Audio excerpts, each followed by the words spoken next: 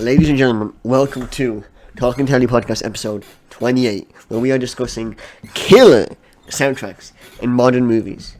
You know, movies are multifaceted form of media. It's visual, it's audio, and it's sensory, it's more. And, obviously dialogue is incredibly important. The visual effects are incredibly important.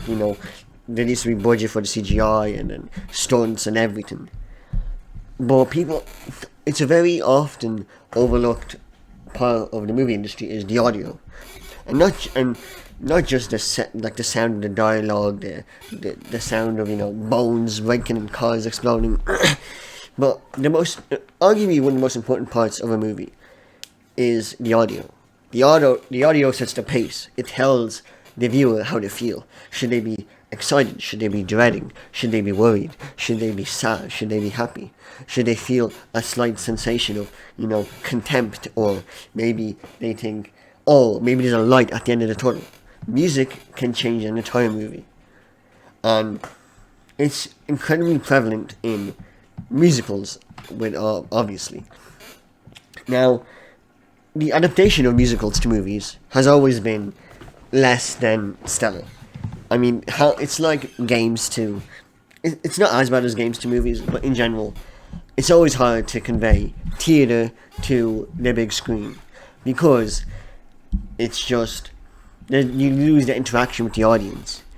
And also, you want to adapt it faithfully while having more budget, and sometimes directors they'll go a bit trigger happy and change too much, put in too much effects. When some musicals, some theatre performances are very low key, they're subtle. It's just a couple of people singing, talking. But sometimes it can be over the top. And I think one of the best, I'd probably say the best modern adaptation of a musical to a movie is Sweeney Todd, the Demon Barber of Fleet Street. Now, for anyone who doesn't know the tale of Sweeney Todd, it involves a man called Sweeney Todd who has been dealt a bad hand. His wife has been taken away from him, and his daughter has also been, his wife has been killed, and his daughter has been taken away from him, and he must take revenge. He must kill the judge. However, it becomes a more complicated matter when certain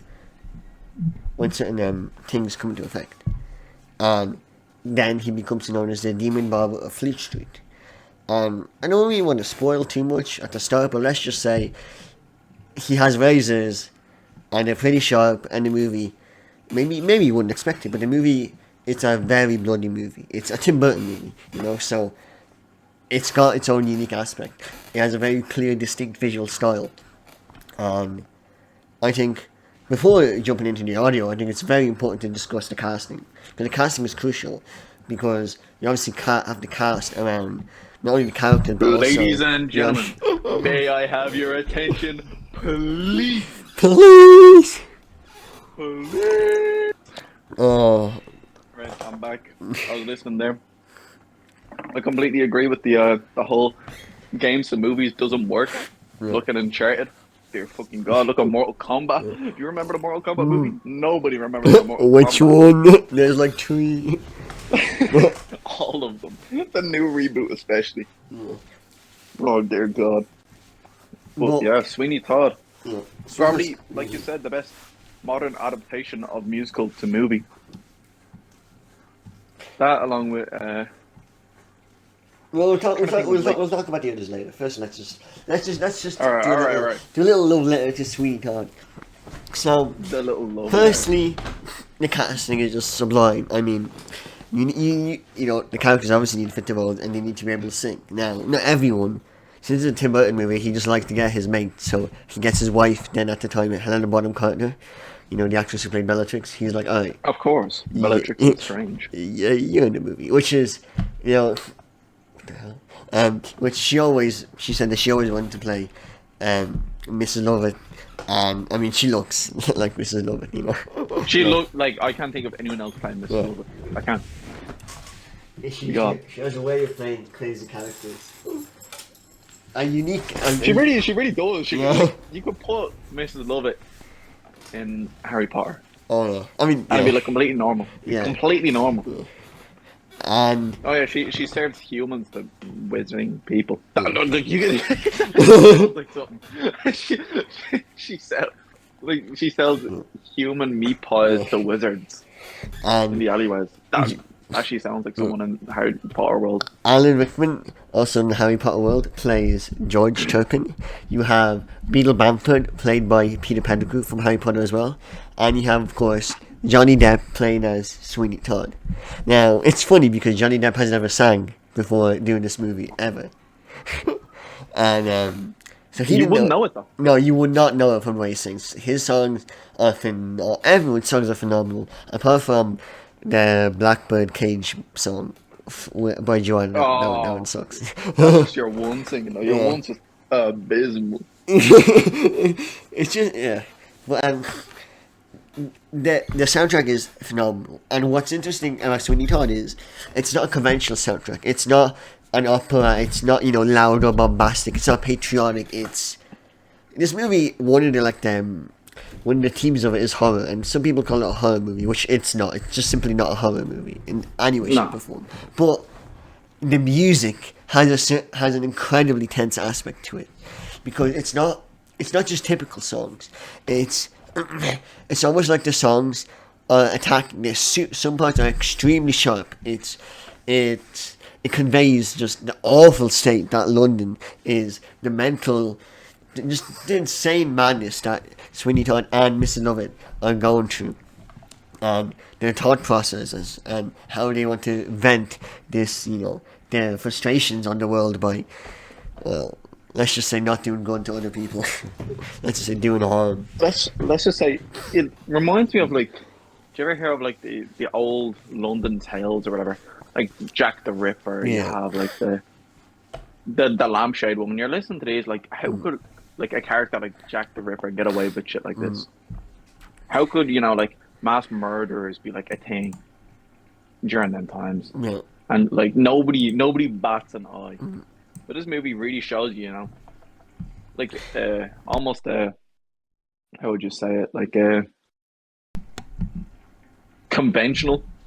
Yeah. I think conventional is the best way of putting it. He's a conventional way a serial killer could get around during them times. He is not at all there's no crazy. He has no powers. He's not more than an ordinary man. He's not even strong in the slightest. He's just a barber who also works with a baker, an awful baker, and somehow the two of them become the literal Victorian Joker and Harley Quinn, and literally go sicko mode.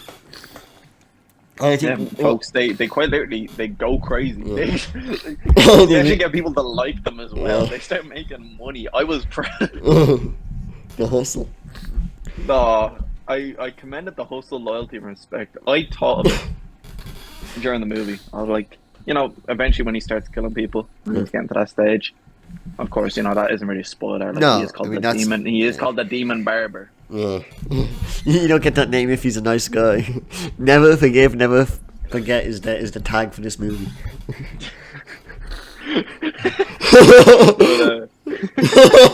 Never forgive, never forget. Dear Lord. Fella's quoting V from Vendetta. Never forgive, never forget. But anyway, back to the topic at hand. Yeah, no, it really shows a conventional side to serial killing back in the day. One which you never really would have thought of. You never really think of a baker selling fucking human meat pie. Yeah. But it works. Yeah. You never think of a barber installing a trap door into the bunkers to dispose of all the bodies.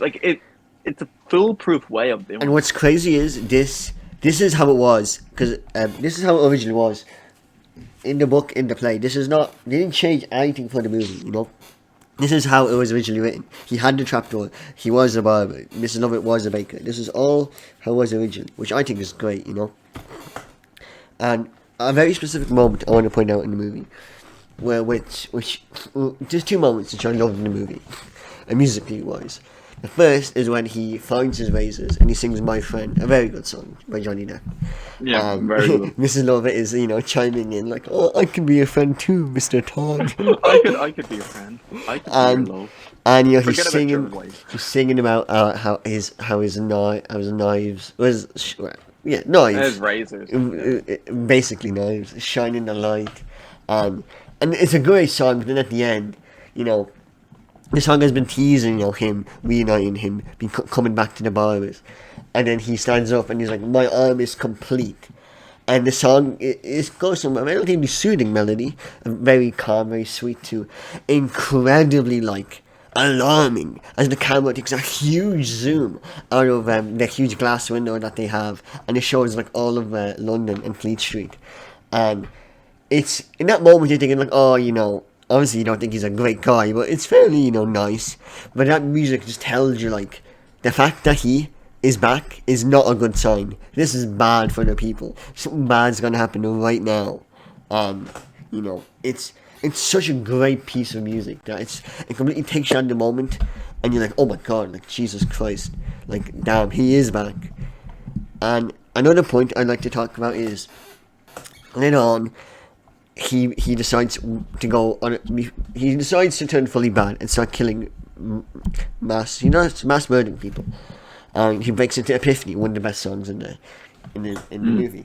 And Mrs. Lover comes in, tries to calm him down, and she starts to sing a song that she sang earlier, which calmed him down, called, I don't remember what it's called. It's like Hush, or something like that. And yeah, I think it was called... No, Hush is the name of the song she was singing to the child. Well, I think it was... Yeah. Let me look this up right now, because it actually has it in chronological order. Yeah. Per Thing, is it?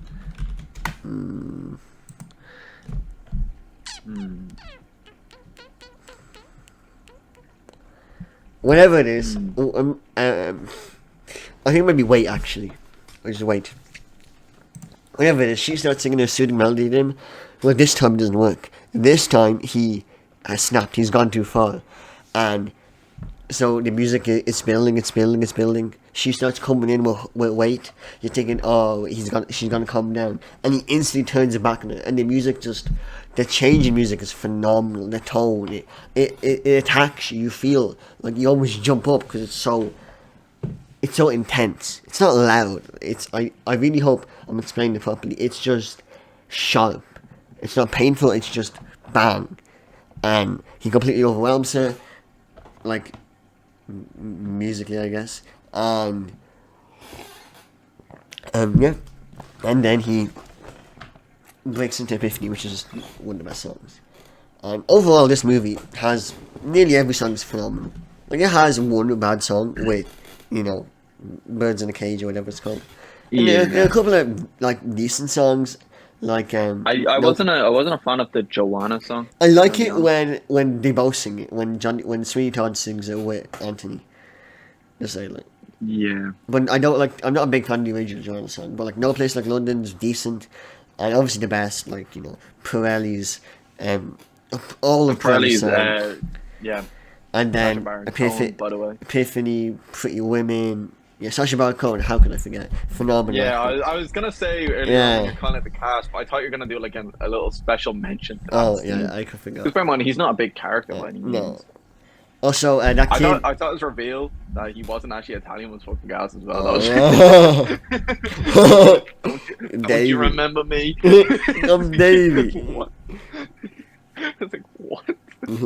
fella just puts on an Italian accent for the fucking crack. Also, just for the laugh. That kid is not Gavroche. I was lied to. He's just not. That's just not the actor at all. He just looks completely different. But anyway, and the kid actor is great who plays Toby. He's great as well. And the fella, Toby's a hardcore drinker, and he holds his gin. He doesn't hold it well. Fella drank a bottle of gin for himself. Yeah. If I even drank 3 little sips of gin, I'd be out for the count. Fella was slurping shit over. Fella was like, leave the bottle. Leave that bottle. He's there passed out, and you're like, oh, young fella couldn't handle his drink, huh? You see that bottle's fucking empty on the table. You're like, oh dear God. If you think of this, he's drinking this shot at a time, so he must have had like 30 or 40 shots. The fella's like 20% alcohol in this bottle. Fella was slurping up that chug jug, and he couldn't handle it. He couldn't handle the sauce. Too much shields. And even small songs like when Beetle Bamford sings to when he talks about how George Sherpin does not look his best, and he's like, "Excuse me, my lord, you not look best, my lord." I thought that was pretty funny. I always go to, I was like, how can you expect younger women to go after you if you look a little bit old? Yeah, he's literally like, I know the best barber now. George Turpin's literally like, I want to have sex with my adopted daughter, kidnapped daughter. And Beetle Bamford, instead of being like, what? She's like 15, he's like, 16. Excellent choice. Sir. He's like, excellent choice. Of course. But honestly, you really need to shave and, get some clothes and maybe use a pumice stone, You need a barber, you need Sweeney Todd. Oh. And I also like the, we didn't talk about it much, but you know how the music conveys emotions? Yeah. And thing. You did talk about that, and like the sharp adrenaline rushing is, Sweeney Todd. But we didn't talk about, I watched a video essay on it recently, actually, just about Sweeney Todd in general. And the sit-down scene with Judge Turpin. Yeah. And the song they sing. Pretty Women? Pretty Women, yeah. The first part and the second part. Yeah. Well, you can hear from Johnny Depp, like whenever he comes into it. Yeah. The tone of it starts to rise, and it starts to get sharper and sharper with each part. Because he's going for the kill. Yeah, and it bleeds into My Friends when he whips out the razors. He starts singing My Friends. Yeah, I really like that. I really like how it's like his mindset starts to change almost. He's like he remembers back to his wife, and he's remembering all the stuff which Turpin did to her, and he looks over at the photo, and it starts to become a little bit sharper, and a little bit sharper, and he's like, he's enjoying himself almost.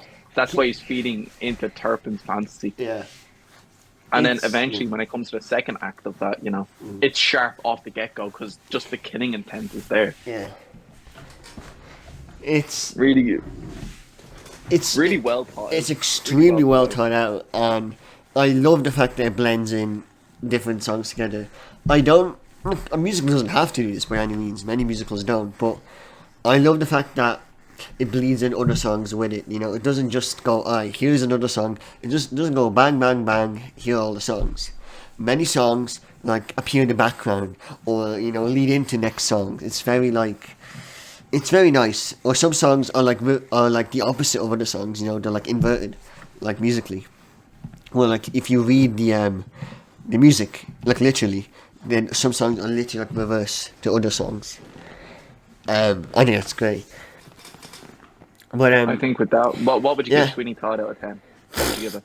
I'd give it a 9. We don't want to spoil too much for the folks. We want people to watch this. This is a hidden gem, people. This is a hidden gem. If you're interested in the musical background, definitely. If you're interested in musicals in general, this is a highly recommended. I give it a 9 straight up. I think a 9. I was gonna say 9.3, but 9 is good. This is a phenomenal movie. It's got great visuals. It'll hit you in ways you wouldn't have thought. It deals with more things than you would expect. This isn't a simple movie. This isn't we'll talk about it later. But this is a complex movie, but told very simply, if you know what I mean. This isn't we're having a good time here, and I'm not having a good time now, but it's all gonna end well. This movie does not pull any punches, and I think that's why people love it. It's not the tale of Sweeney Todd is not a fantasy. Everyone knows what Sweeney Todd does. Well, yeah, that's what the movie's about. And I think we should move on to 2 other musicals, which are very different to each other, but both have the main actor Hugh Jackman as the protagonist. Hugh Jackman. Hugh Jackman is probably, what would you say, the best singing actor. I think that's the best way to describe it. The best singing actor I've ever heard. Remember, fella, he sells out arenas just for his music alone. Yeah. His music alone sells out arenas. Never mind him being there. And like this is Wolverine, by the way. Like imagine if like Chris Evans seeing Wolverine on stage singing with like a guitar, you'd be like, what? Yeah. Fella does it though. Yeah. Does Like, what he is. it's literally like if you think like Jeremy Renner is out here like singing or something. Or like Mark Ruffalo. Like Hawkeye out singing. Yeah. I'd be like Tom Cruise, seeing Tom Cruise Well, play no, the fiddle or something like that. All right. We need to think of bigger Harman. Jason Statham. I think Chris Evans is perfect. Big, strong, a big strong guy plays a stoic character. You know, he doesn't play like obviously Wolverine gets emotional at times, but he doesn't exactly play a guy who likes singing the slightest. He doesn't play he's expressive, but he's tight. You know, he's tight-lipped. He's not very, you know, vulnerable emotionally. But music is all about expressing your emotions and, you know, letting your inner self out. I think Captain America more on stage more than Wolverine, being real. Like, he was a show pony for a while, but you know, we'll leave that aside. Alright, wait, let's think of a very quickly better one. I was thinking John Wick maybe. I guess yeah. I guess if Keanu Reeves, if Keanu Reeves started singing, you'd be like, what? Like, seriously, this guy. Why is Keanu singing? Why is it good? Why is this guy on stage? Get this fool off. Oh, wait. Never mind. This guy's pretty good. Come on. Oh my god. I'll pay attention to see him, please. So, which one do we... Hugh Jackman playing the main actor in both Les Mis and The Greatest Showman. I have to say he did superbly in both. Let's start off with his more center stage role in The Greatest Showman. The Greatest Showman is Hugh Jackman's movie, in contrast to Les Mis, which Les Mis is a huge ensemble movie with many moving parts, many deuteragonists and antagonists, and there's a huge cast with many different great characters. However, Greatest Showman, even though it's a relatively big cast, since it's a circus, when you think about it, the main singers are like 3, 4, and it's mainly just Hugh Jackman. They have their main cast and they have the side cast. Yeah. And that's very plain and simple from the get-go. Like, these are your main characters and these are your side characters. Yeah. In Les Mis, it's very difficult to differentiate between main characters and side characters, which works for the movie well. Yes. Because you feel emotion for every character. Like, you feel like it's France. Unlike in The Greatest Showman, you're like, a side character could have died. Yeah, all died in Greatest Showman. One of the freaks just gets bet in the street and dies. The midget just gets thrown off a roof. Jesus Christ. They die in the fire when they burn the circus. Like, one of them motherfuckers could have died in the fire. I would have been like, oh, that's... Why would they kill someone in The Greatest... I think The Greatest Showman works is because it's a simple movie and it tells a simple story. And I think that's why it's great. Because you can watch a Sweeney Todd or a Les Mis if you want, you know, a deep, sad tale. But if you want something simple, if you want to watch it with the family and just enjoy yourself for all ages, while still hearing great music, The Greatest Showman is perfect for you. I think Hugh Jackman carries that movie. He has so many great songs, like From Now On, and the bar song, which I don't remember his name, and even The Greatest Show, when he's a kid, what does he sing? Million Dreams, yeah. Yeah. The Greatest Showman Dreams is a great song. Has many, you know, good songs, and you know certain people like, you know, Jenny Lind and his wife, who you wouldn't like expect to have great songs, they do, but like obviously, however, you think like Zac Efron and Zendaya would have better songs than they do, if you know what I mean. Like, the songs are good. No, to be fair. It's good. The Zac Efron song it's good. It's good, but is it... It's not great, but is good. Is it Zac Efron, though? And is it Zendaya? Like... It's good. Look, I'll give it that. It's good. The entire... Like, keep in mind, we're criticizing these movies, but these movies are great. I think The Greatest Showman is probably... Out of these three... is most consistent. I can't think of a bad song in Greatest Showman. I don't think there is a bad song. There are worse and better songs, but I don't think there's a single song that drops. there's not a bad song. I'll give you that. And I'd also say it's the most rewatchable. I bet, yeah. Yeah, it's cool. Like Sweeney Todd, however good it is. Actually, I do want to watch it again. I want to watch it. I'm very tempted to watch it again, like in a couple of days. I feel like that once you watch it once, you have to kind of let it digest for a while, and you go back to it like 3-4 months on, and then you watch it again. Great Showman, you could watch it like tomorrow, and then you'd be like next week, I like the song, and then, I think I'll go back and watch that clip or whatever. I think Les Mis is the most, like, if you watch Les Mis, you don't want to watch it for next year. It's very heavy. Yeah, Les Mis is heavy, which is a complete contrast to Great Showman. Great Showman is like, come alive, you're bopping, you're singing, you're clapping, and I wouldn't say Great Showman doesn't have the nuance that, Sweeney Todd has with the music. It's very like, this is the song, 10 minutes later, we have another song. Yeah, no, it's very cut and dry. Yeah. There's no seamless transition here. Other than transition to song starting and transition it's to literally song like ending. people running up and being like, time to sing the song, and then just like, they sing the song, and then the song ends, and then they talk, and then they sing the song, It's very ba-ba-da-ba-da. Which, if you think about it, though, it's very similar to acts in like a circus, Yeah, it's not like very much so. acts are transitioning It works. from one to the other seamlessly, It's like one act goes on stage, does a little routine, and then walks off the stage, and you wait a minute for the next person to come on. So, we'll do it as well. What would you say is your favourite song of Great Showman? Of Great Showman, that's a tough one. That's a tough one. Well, let's just talk. Like, you see your tree. It doesn't have to be like 1, 2, or 3. Like, just your 3 favourites. 3 favourite songs. I think I'd have to say. Alright, I'm gonna go 3 favourite. From now on. Yeah. I'm gonna go. Wait, actually, no. A Million Dreams. Oh. I like A Million Dreams. Yeah, that's great. Yeah. I'm stuck between The Other Side and Never Enough. This is what I like. This is when you said it, I was like, I could do a top 4. Oh. Nah, it has to be 3. Oh. 3's a nice The Other Side's so good though. So you're saying good. Other Side? That's the bar one. The Other Side is the bar one. Yeah. But Never Enough. Never Enough goes hard. So which one? You know what? The Other Side. That's it right there.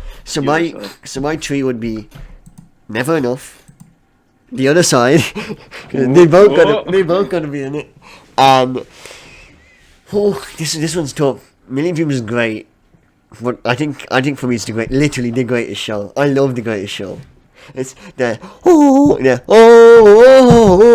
I love the crowd, and I love the greatest show. I think the opening hits. I think that's my one complaint with Sweeney Todd is the opening song. As soon as you go into the movie, you start walking with Ken, and then you're, and you ladies and gentlemen, this is the moment you're waiting for. Oh, it's so good.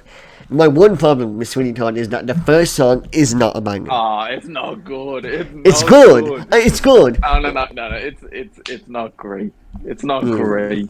Like, you're sitting there and I was a little bit worried. I was the tiniest little bit worried because the CGI, I'm not gonna say looked janky, but it looked a little bit cartoonish at the start. I was there thinking, this could either be very good or very bad. Yeah, I thought it was good, but I think the worst place in London is better than the Man and His Wife. When he started to Man and His Wife, that one is a bit.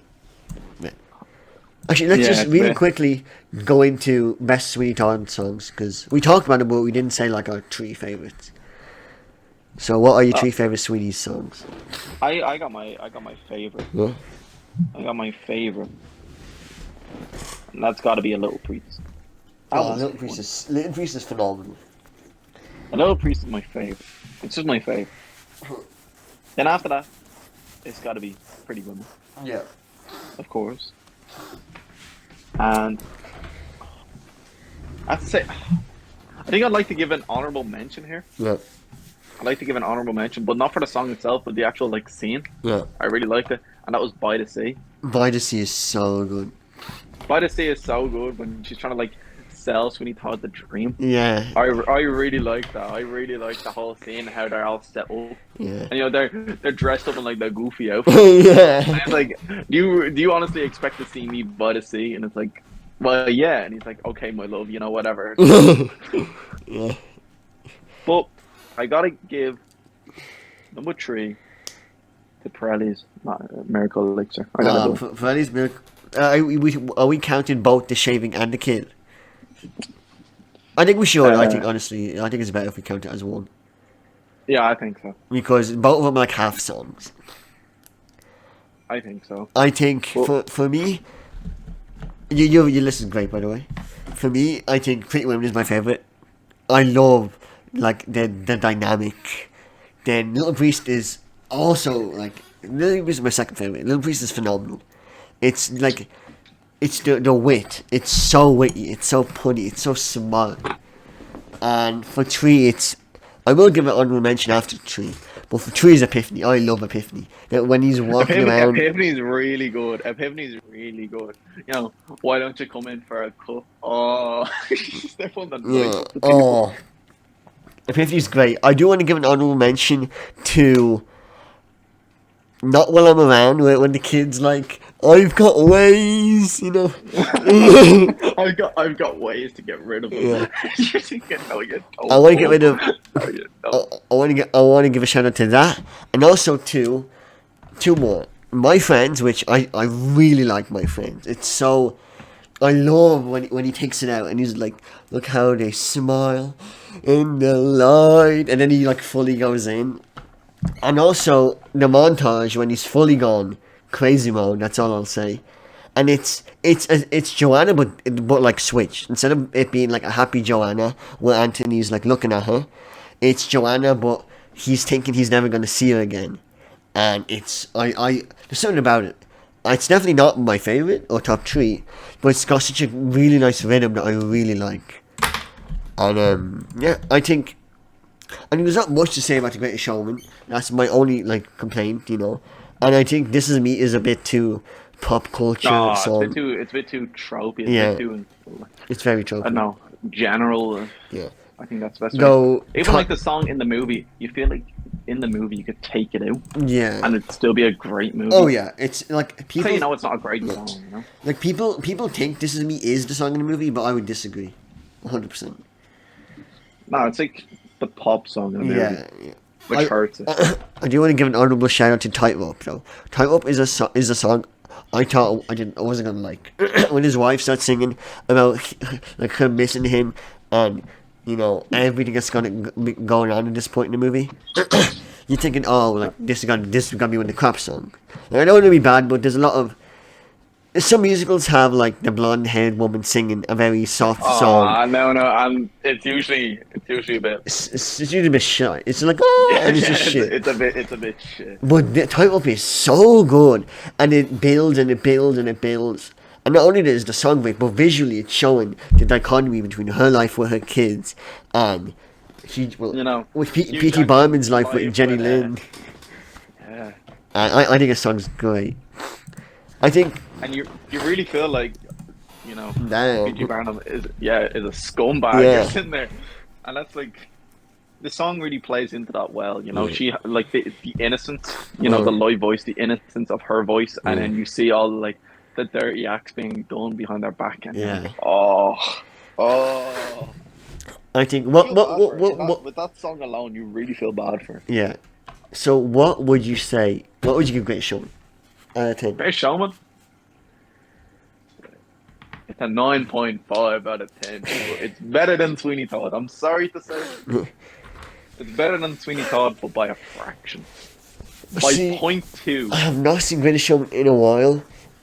Honestly, I look back on Greatest Showman with very fond memories. I do, but I've recently been super into Sweeney Todd. I think.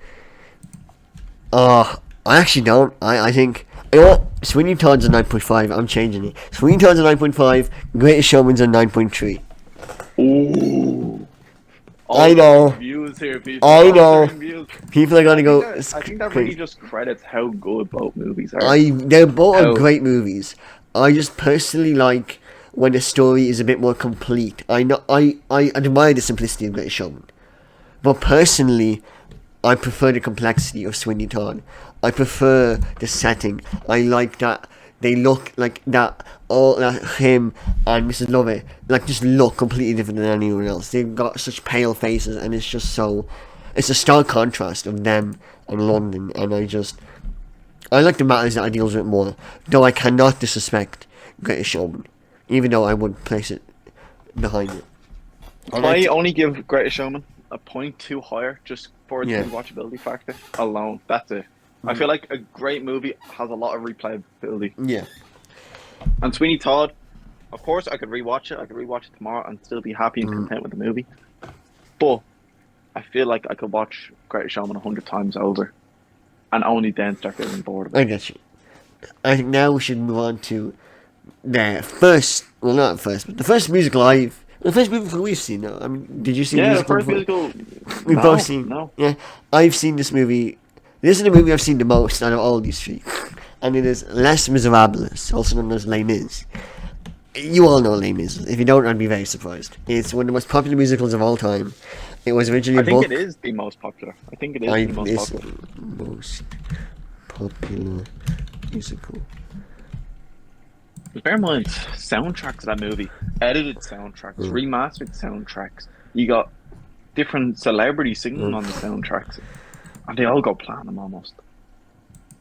Like these young I remember those like a Les Mis time where Les Mis was literally sold out in the Gaiety and the Board Gosh for years. So I'll quickly do a couple of stats rundown. So the show that has been performed the most on Broadway is Phantom of the Opera, which it's a classic.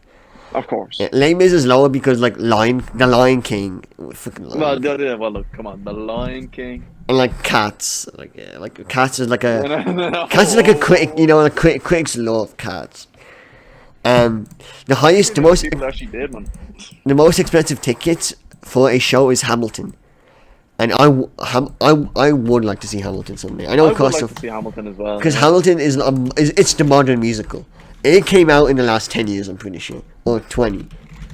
It's by Lin-Manuel Miranda, and but he made it between 2015 was the first performance, and it is the quintessential modern musical, and it's just I've only heard phenomenal things about it, and a lot of good things about it. And Les Miserables is it's like number 5 most performed, but it's up there, and it's about France. It's after the rebellions, so it's during the Reign of Terror where people were just being beheaded for thinking anything. And you go against the crown. That's you go. Yeah, and it's the story. If at the start, the main character is Jean Valjean, who is Hugh Jackman, a man who stole a loaf of bread to feed his sister, and was put in jail for it for about, I think 6 years, and then he got another 8 for trying to run because he tried to run from jail, and he got caught by Russell Crowe, who plays Javert. And I just want to get this out of the way. I think Russell Crowe is great in this. A lot of people like to complain about singing. I think his singing has place in it. If that, I don't know if that makes sense. But I know he's not a great singer, but his singing has place. He has a very good bravado. It works for what character he is. It wouldn't work for any other character. I don't think he could be Jean Valjean. No. I don't think he could be anyone else. He reminds me of, if the Robin Hood story, the Constable. Yeah. That's pretty much the character he plays. But a smarter, better version of the Constable. But you wouldn't expect the Constable, or you wouldn't expect the Havard character to have a light voice by any means. No. That's why I think he does a good job, because it's a harsh, strong voice, Yeah. Very, very commanding on the screen as well, especially during one scene, which we'll get into in a bit. And so obviously, I just want to talk about the cast a bit more. We got Anne Hathaway as Fontaine, which is kind of critically stole the movie. She got an Oscar, she got everything for this movie. This out of the 3 movies is the most award winning. Sweetheart did win an award, by the way. Oh, did it? Yeah. Happy days. Happy let's days. go. Let's go, Sweeney Todd, baby. Yeah. But, we love to see our boys win. let me just quickly check. One Academy Golden Globe. Yeah. But Les Mis just cleaned house for like not everything. I don't think it won Best Picture, but it won a lot of Oscars, and mainly for Anne Hathaway's performance in I Dreamed a Dream, Fontaine's main song, and it is a phenomenal song, and the performance is harrowing. This is not a happy movie in the slightest. This is darker than Sweeney Todd. Sweeney Todd has, it's a dark movie, but it's got a lot of comedy. They make a lot of lightness out of the darkness that's in it. It's got some very punny songs. It's got some funny moments. I don't think Les Mis has a single funny moment. This is a serious movie. You're not here to laugh. If you're laughing at a couple scenes in this movie, you need to get yourself checked out, right, boss. That's how it is. If you're laughing at Fontaine's plight, something's wrong with you, pal. Because she goes through some fucked shit in this movie. We won't get into it. No. Because we want people to watch this. Yeah. And we don't want to be demonetized here, but like the shit she goes through, folks, it puts what's the name of the book? On Gnaw Shame. Puts it to shame. And then she really goes through it, huh? Obviously, I think Eddie Redmayne is phenomenal as I honestly don't know his name. I think it's like what's his name? Marius. There we go, Marius. I think he's phenomenal in it. I do think Amanda Seyfried as Cosette is. Yeah, it's Cosette. Yeah. She's good, but I know her singing. She looks like Cosette. The singing, folks. I think worrying, but her scenes in general are very good. Her scenes are great, but her singing is. I think what a lot of people put dirt on Russell Crowe, but they when she's singing, nobody says a word. But let's not forget Helena Bonham Carter and Sacha Baron Cohen are also in this movie. They play the master and the missus of the house. Yeah, and they're both phenomenal. I do prefer Helena Bonham Carter in Sweeney Todd, since she has a more pronounced, like a much greater role. But I actually prefer Sasha in Les Mis because I love the Master of the House. I think it's one of my favourite songs. I think it's iconic. You prefer Sasha? I don't know. He's good as Pirelli. Pirelli's great, but come on, the Master of the House, a gent of good intent who's content to be. Like, oh my god. I think that song is one of the best songs. And I think he provides a much needed levity in this movie.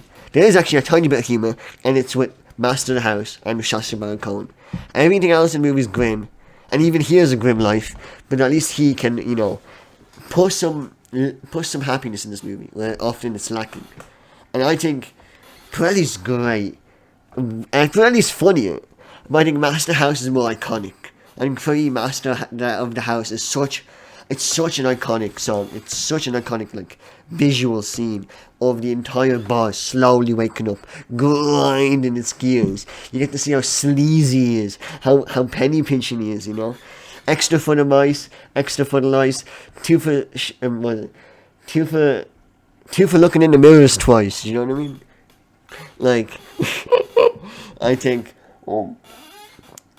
Master of the House is so good that he's better. And what we talked about earlier, Les Mis is a much more ensemble performance. Like we just mentioned, a lot of the cast, and every single one of these, apart from Amanda Seyfried, has great songs. Even Gavroche has a lot of good songs. I don't even know the actor. He plays the leader of the revolution. He has one of the, arguably my favourite song in the entire movie, and I don't even know who the hell he is.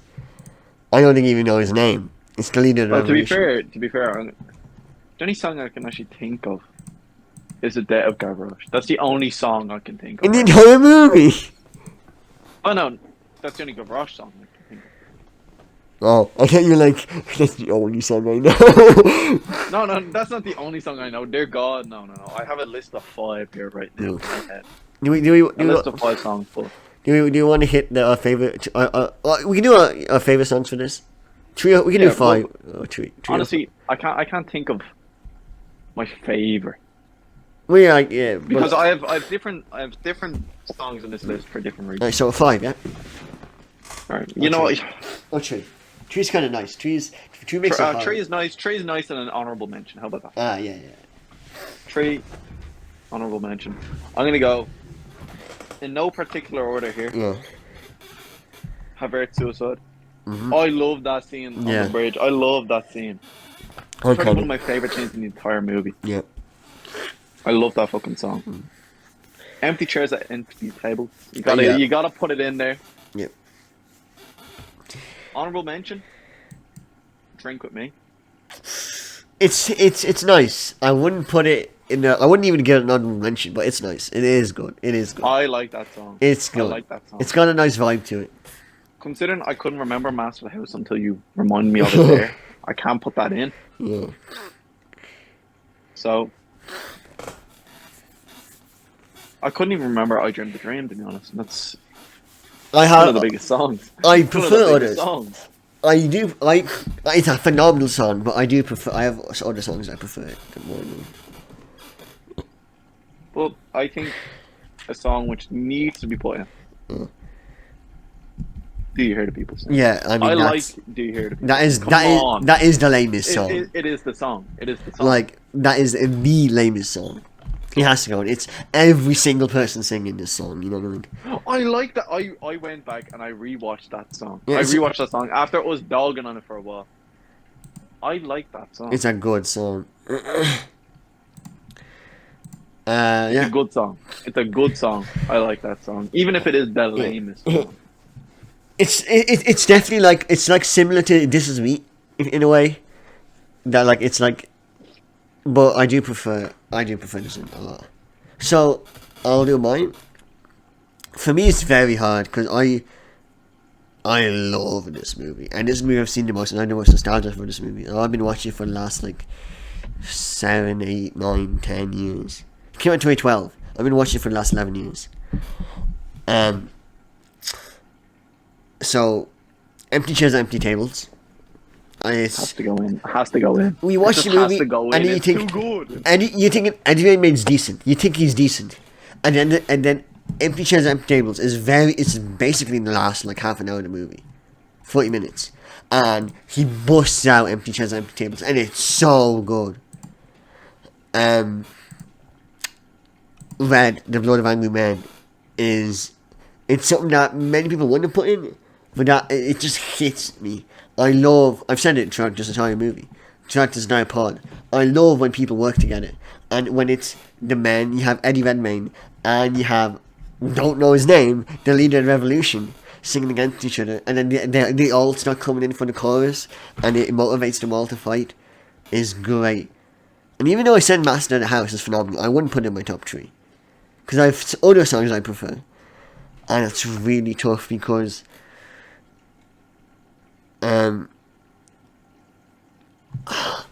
for me, this is gonna be a weird one, by the way.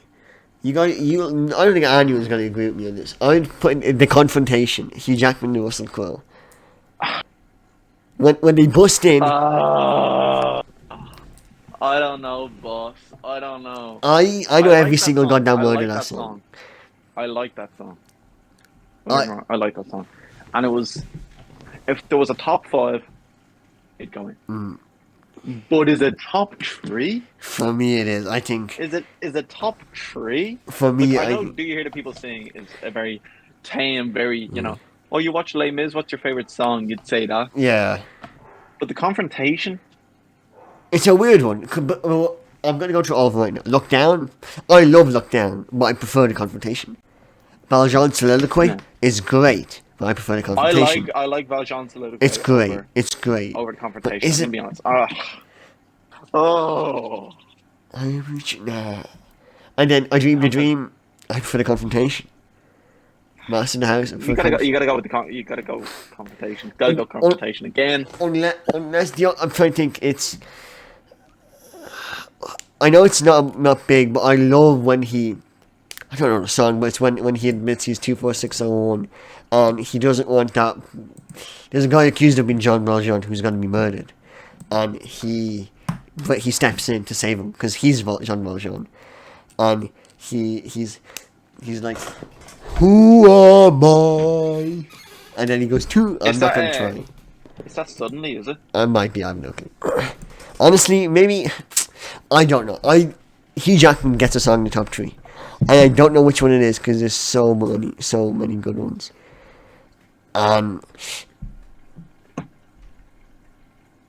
Screw it. But I'm saying with the confrontation, there's something about it that I really like.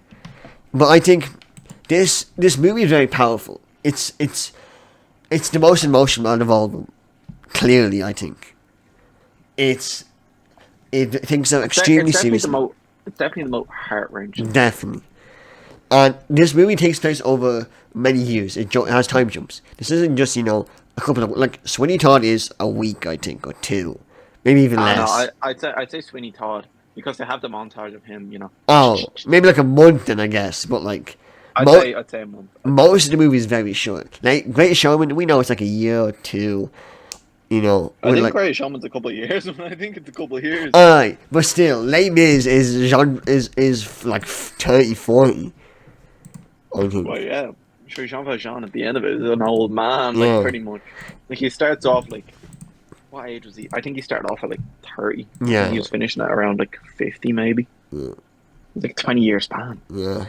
I mean, literally, cassette goes from being, like, a 6-year-old to, like, a 21, 23. They get 20-something-year-old, yeah.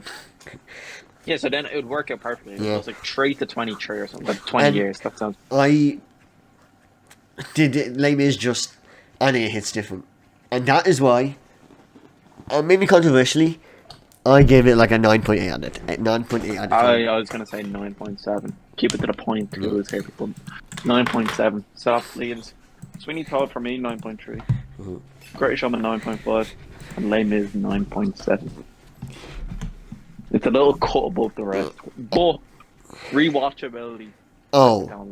Rewatchability wise, it's so hard to watch Les Mis. It's a heavy movie. It's long, and it's passionate. It's emotional. I think it's like 2.5, maybe 3 hours. Let me check. I remember this being it's a dense movie. It's longer than you think.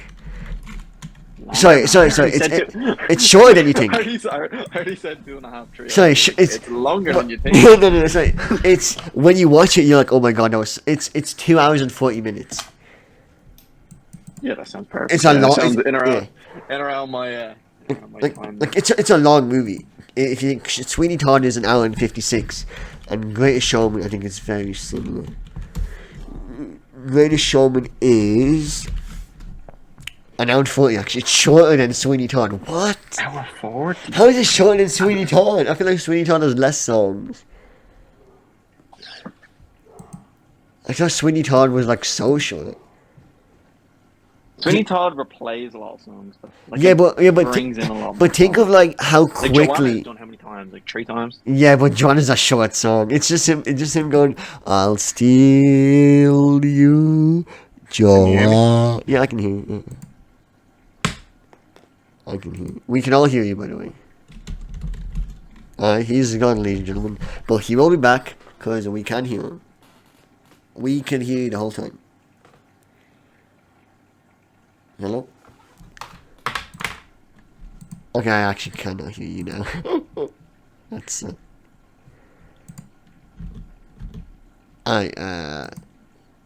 well, try to get that sorted. If you can, then no, I cannot hear you. No, we cannot hear you. Oh, can you hear me now? Oh yeah, I can hear you. I can hear you now. I can hear you now. Right, perfect. I don't know why the Wi-Fi just kind of jumped there for a second. So I'm back now, folks. Rest assured. I think now we finished with the musicals. We should just talk about for the next 20 minutes. We should just talk about next 20 minutes just movies with great soundtracks. Wait, killer soundtracks. Probably not the next 20, 30 minutes, boss. Because if we check the time here, Well, let's just say I got my situation. So, unless you're walking, I guess. I'm walking. Can you walk? Are you allowed? You Well, sure? it's probably better I walk. No, because I get where you're coming from, folks. I did have an injury recently enough. Yeah, completely done in my LCL. Couldn't do the And pod. haven't taken the painkillers today. Yeah. Ain't great. Fella wants to But- drink. But that's the whole reason why I didn't take them. It's pretty sad, fuck. Unless it's not that much pain. Well, no, it's not. It's like a 3 out of 10 on the Oh, pain well, scale. Like, yeah. I just don't want to like. You don't want to feel it. Yeah. Yeah, exactly. But, other movies with great soundtracks. Other movies. Remember, I already did like a segment on this. Like, oh, it's actually recently enough. Remember, movies with the greatest soundtracks. Yeah, we're gonna go again. Yeah, we might as well go again. Dog, I don't know how many people are gonna watch this video. Yeah. This is an avatar. This is not an avatar. Yeah, that's my point. This is not an avatar. Oh, okay. I thought you said this is an avatar. This is Avatar. How many people are gonna watch this? This is an avatar. But I feel like it could be interesting enough actually. You know what we could do? Yeah. Right. Okay. So just to avoid convolution here, we go with our favorite soundtracks for movies, yeah? But if I name one, you can't name it as well. Oh. How about that? Alright, so And we do like we do a top 5. So that means 10 movies will be called out. so we're doing like word tennis, except movie tennis, movie soundtrack tennis. Exactly. Alright, Exactly. so can I start? Of course, you can start first, yeah. Oh yeah, Lord of the Rings. Lord of the too. Rings soundtrack. I mean, it's iconic. It's iconic. Like every single song, like the Hobbit song, Hobbiton is just so calm. And then you have the ride over the Rohan music in general. It's so proud. You have the ride over here, which is just literally tear jerking. It's arguably my favorite piece of music ever. The Minas Tirith songs, which are so high, but then you also there's two versions. There's the low Minas Tirith, which is like when it's low. And overall, it's just the best. So yeah, I'm gonna hit you back with one. yeah. Guardians of the Galaxy Volume 1 and 2 soundtrack. Yeah, come on. It's probably one of the 80s and 90s music. Goes so well with this movie. I feel like if they had put in any other music, it wouldn't have worked. Inception. Oh, I mean, come on. That last song, oh my god. Just goosebumps. Goosebumps all the way. oh, that's big. Alright. That's huge, actually. Oh no. I'm gonna hit you with another one. Yeah. The Black Panther soundtrack. I would say that's the best. Oh no, that one's good. That one is good. It's golden. It's good. golden. But is it better than Like I could listen to that soundtrack at any point, is it and I'd be like, that's it right there. is it better than Requiem for a Dream? Is it better than Lux Yes. Eterna? No, it's Yes. not. It's not. better than Requiem for a It's Dream. not. It's better than Requiem for a It's Dream. not. It's simply not. Lux Eterna, 6 minutes long, is the most haunting piece of music I've ever heard. But also, it's haunting, but also like weirdly optimistic. It's so weird. I'm also gonna send you. You can listen to it now. This song. This is the bussin' down song from Wrecking for a Dream. I think I sent it into the chat. I think this is a phenomenal song in the TalkingTelly server. The Wrecking for a Dream has many good songs. It's an intimidating movie. I'm not gonna go over much of it, but it has two great songs. The party song, and then Lux Eterna. It's just so good. But you can go again. I can go again. Yeah. You know what? This is gonna be a weird one. What? Train Spotting soundtrack. Trainspotting soundtrack is phenomenal. It's so good. It's so good. Train Spotting soundtrack. It captures that era perfectly. I don't know if this one's a cheat or not, but The Hobbit. I mean, if you want, I can lop that into Lord of the Rings, since they're both very similar. But the Hobbit soundtrack is phenomenal as well. You know. All right. Can you hear me? Yeah, I can hear. Yeah. Did you hear my train spotting? Yeah. I heard. Yeah. Did you hear me saying stuff about it? Yeah, I said it was good. Yeah, I agree. No, I didn't hear you. I agree. I agree with Transport. I think it's great. And now, Yep. so this one, we can either lock this in with the other one, but The Hobbit. I think The Hobbit is phenomenal. Like, we can just put it in with Lord of the Rings, since they're both iconic. Think of the Erebor music. Think of Misty Mountains. Think of the Lake Town. Lake Town is, for me, equal with the Rise of Hume. I love Lake Town. I think I can put that with Lord of the Rings, which allows me to put in Star Wars. Come on, Star Wars.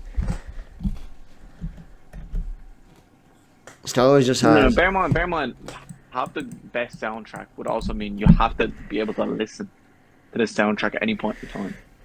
Would you be able to listen to Star Wars songs, bro? You tell me you won't be able to listen to Duel of the Fates? Just on a random ass day. Yeah. You're sitting there playing like FIFA with your mate, with your brother, and it's Duel of the Fates. No, you couldn't. Yeah, you could. Yeah, you chatting. No, you couldn't. That's joke. That's a joke. What do you mean? That's a joke. You know, if you're gonna hit me with a joke, I'm also gonna hit you with a joke. You know what movie has a really fucking good soundtrack, but people don't really give it credit? Yeah. Actually, I'm gonna name two movies here, considering they both have a main character. Well, they both movies have main characters played by the same actor. Okay. That's what I was trying to say. Yeah, of course. Juno. No. Versus the World. Juno has like 2 good songs. Juno and Scott Pilgrim versus the World. Alright, Scott Pilgrim will be there. Bangers. Scott Pilgrim has some bangers. Juno has like one good song. Look up the Juno soundtrack. Look up the Juno soundtrack right now. Look that shit up right now. There's some good songs on that fucking soundtrack. There's some good ones. There's a few goodies. Wow. I'm gonna do it with you right now. I don't see a single goodie here. I watched that movie recently enough, and I had to commend. I told you, goddamn, I told you we should watch it again, and you were like, no, I'm never gonna see Juno again. It was on the telly. We need to see a Juno, we need to do a Juno pod. We need to do a Juno pod. Just Juno. It was on the telly. I was like, who is it? Oh, it's got some good songs, bro. It's got some good songs. No. I'm gonna hit you with Buddy Holly Dearest. That song's nice. Gonna hit you with Power Swing is also pretty good. Superstar. And what's the name of it? Oh no, what's the name of it? Actually, Michael Cera's one is nice. If you remember that. It's like the very last song in the movie. Yeah. You know how Michael Cera has his own band, which is pretty cool. Actually, I think Michael Cera and Elliot Page both singing it. Yeah, they do. They do. Yeah, they do. What's that? Anyone else but you? Yeah, that's literally. Yeah. That song's nice. That song's good. And you know, Scott Pilgrim soundtrack. You don't really need to explain it. Yeah, it's great. Come on. I can't think of that many. I think of shows right now. I can only think of shows. Nah, we can't go into shows. This is movies only, boss. I'm trying to get a Bullet Train soundtrack. The Bullet Train soundtrack was pretty boss, wasn't it? It was pretty boss. The Bullet Train soundtrack. Is it greatest though? Is it greatest? Well, look. I'm thinking of. See, I know songs that are like, certain movies have that iconic song. Like obviously, I love Harry Potter, but I think it only has like a couple of good songs. It has the mystical, you know, I'm trying to think of like the chime for it. Yeah. I think movies like you know that Hedwig's Theme. Yeah. Obviously, like Blade Runner is great, but would you put Blade Runner here? Blade Runner 2049 does have a good soundtrack. It does, but is it very future pop, very cyberpunk? Yeah. I don't like using cyberpunk for like every single It's a like, genre. future It's explainer. a genre. Cyberpunk. That's the genre, though. It's cyberpunk. It's a genre. Yeah, but I mean like movie in the future. That's so cyberpunk. That's the genre. Because I feel like it's very Dehumanizing high-tech culture filled with countercultural anti-heroes. Dystopian. Low life. Societal collapse. Decay. Dystopia. That's just it. Sexual revolution. sexual revolution. But I've been watching too many Anna de Armas. That's you. That's you, dog. That's literally me. That's you, literally dog. me. Something about that woman different. You out here having a sexual revolution watching that movie. Lay my life down for that woman. Kill my firstborn child for that woman. Catch a grenade. Oh no, not Bruno. Oh no. Jump in front of a train. Stop, bro. Look, I got the first. Oh. I got the first one. Oh, If you're gonna think of Blade Runner 2049, let me hit you with it. Another one, also sharing, the main character, of course. Drive soundtrack. I have not seen Drive. You have not seen Drive? God damn it. It's on my list. God damn it. Alright, what about Drive is such a good movie. What about just Drive is such a good movie. simply Pirates of the Caribbean? It's a nice pick, actually. That's Come a on. good pick. Like it's got the sea. You feel like you're on the sea listening to that movie. You feel like you're by the sea. By the sea, oh dear God. The puns won't stop with this guy. By the sea. This fella really the Joker. Oh, fuck's sake. Yeah, I'm the Joker, baby.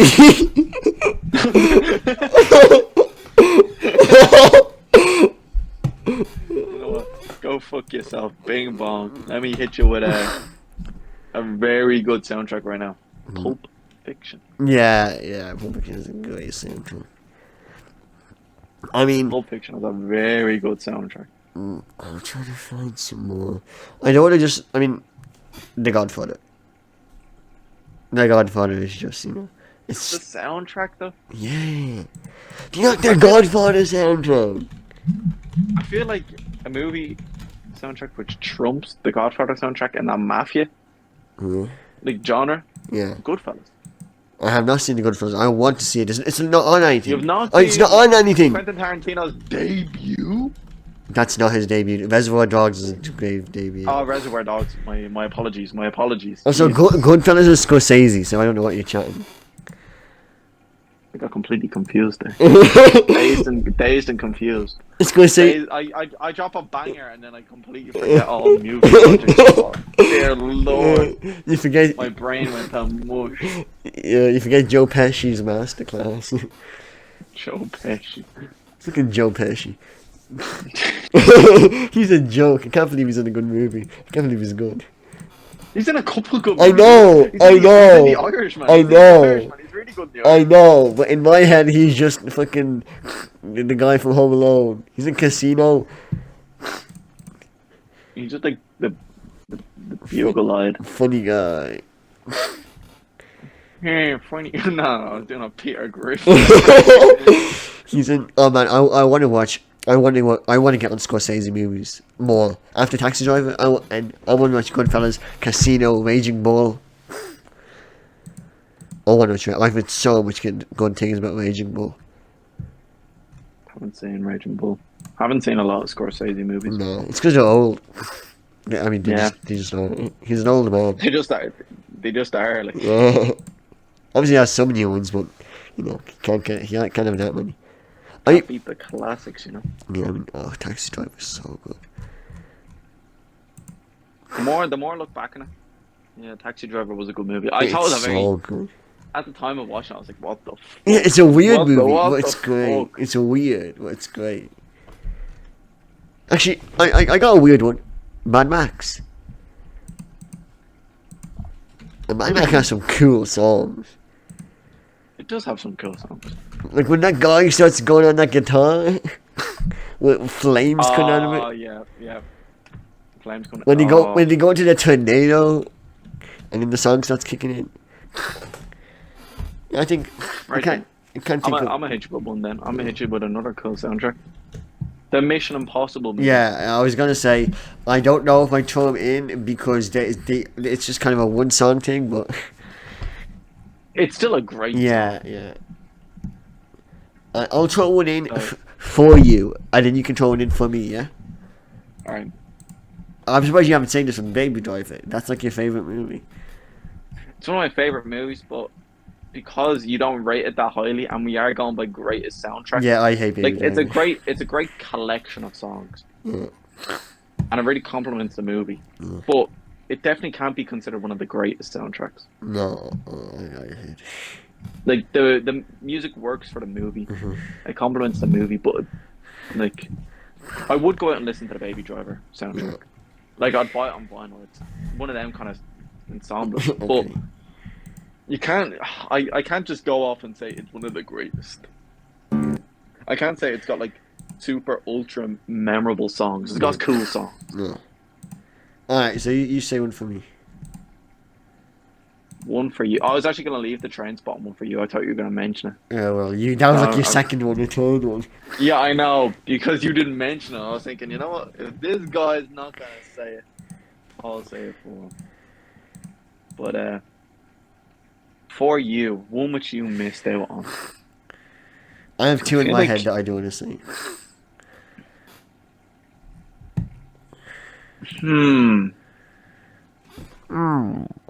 That's a tough one. I had one which I was gonna say, which I listened to recently. Yeah. I didn't watch the movie, but I listened to it recently. Uh-huh. The Dune soundtrack. Why would you listen to it when you haven't seen the goddamn movie? I literally just said I haven't seen the movie. It's just stupid. Go watch the movie. It's I really literally great just said movie. I haven't seen the movie. It's just stupid. But I listened. The soundtrack is mega. It's so good. It's just the fucking one going mental on the vocals. I can't Why even. do you think I just said? I don't surprised know. You haven't said it. I don't I'm know. surprised you haven't said it. I forgot about that movie. Yeah, exactly, boss. Exactly. You give one to me, I give one to you. Alright, That's how it's done. I want to do two quick fire ones. Spider-Man and all the spaghetti western movies. I'll put them into one. So Good, Bad, the Ugly, and all the other ones. Alright, I'm gonna hit you with one. All the Well, other I'll ones. hit you with two as well. Then I'll hit you with two as well. Mm. You know, it's kind of iconic. Dirty Dancing. Dirty Dancing's iconic. It is iconic, but And Top Gun. I have two Danger final. Zone. Yeah, Top Gun is a really good one. I have two final ones. Oh no! Please don't tell me I forgot them. Interstellar, which I haven't seen, but I've heard the music and it's phenomenal. And oh my god, where is it? I mean, I'm gonna put these together: Casino Royale and Skyfall, and come on. Yeah, I see that. Bond movies, yeah, I can't think of any more. I mean, you could throw in like this Suicide Squad or something. I feel like we just listen off songs of good movies and good songs now. Yeah, no, that's. Tron I was kind of Legacy. getting into that zone as well. Tron. Like I was gonna say 8 Mile. 8 Mile. No. It's good. It's good. It's got like one song. He only sings one song. Alright, what about the Rocky music? The Rocky. It's got. Well, Creed. Actually, Creed. Yeah. No, hold on a minute. No, we don't want to go on another Creed rampage here, but like Yeah. Creed, pretty nice. Creed's pretty nice. And I also give like an honorable mention, little side honorable mention. The Breakfast Club. If you've seen The Breakfast Club, I've seen it. I don't remember the music in it. the music in it's pretty good.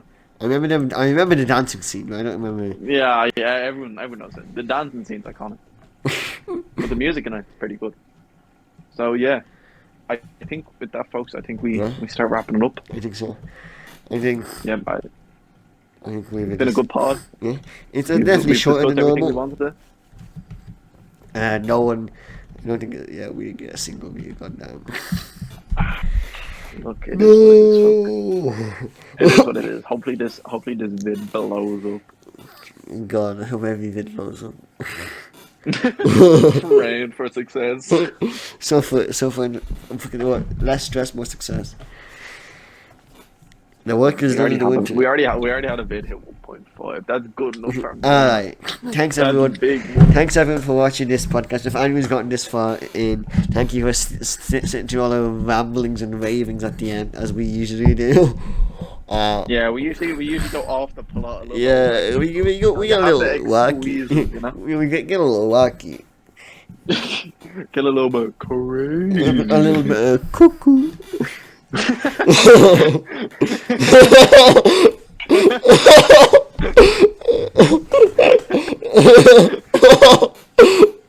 Oh.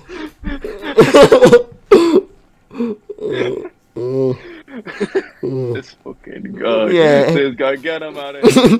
you guys get it. Thanks for all your love and support. Thanks for the 14 subscribers that exist.